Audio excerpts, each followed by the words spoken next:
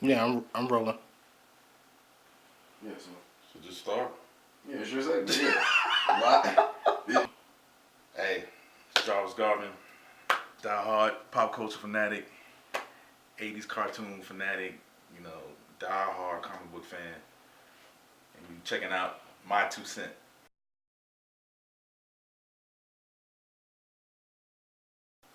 Alright, why Gal Gadot is not Wonder Woman? Why she was a bad choice? Uh, and before I start off, I don't want anybody to bring up Linda Carter. I don't even want to bring like that was a it's an old TV show that's not Diana. That was for TV back then, so don't even try to do that. First of all, I have no problem with the actress. Like people try to put me like I'm body shaming and all this. No, no, no, no, no. No. I have nothing. She's cool. She's beautiful. I have nothing to do with her personally. Like y'all, like I want to walk up to her and punch her in the face or something. No, I don't know the girl.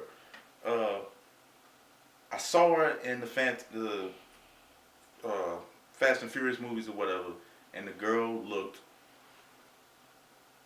like 80 pounds wet. So they said for the Wonder Woman movie, she put on 30 pounds of muscle.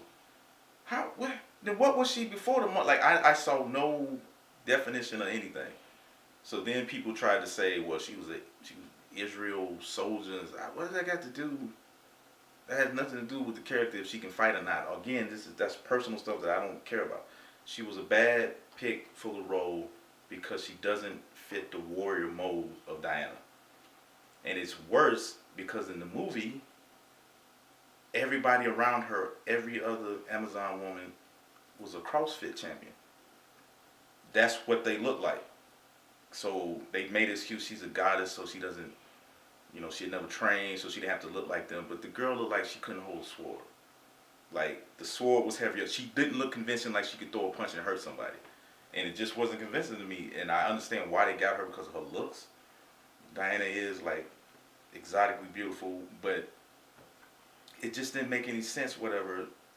She looked very frail, and Diana is like probably the most gifted hand-to-hand fighter in DC, other than Batman. And she's like fighting gods and stuff. So it just didn't ring with me. I didn't buy it. It didn't look convincing to me to see her doing the stuff she was doing. Very frail, and then you got these other Amazonic with like she didn't look like a warrior to me, and I thought the fans deserved more.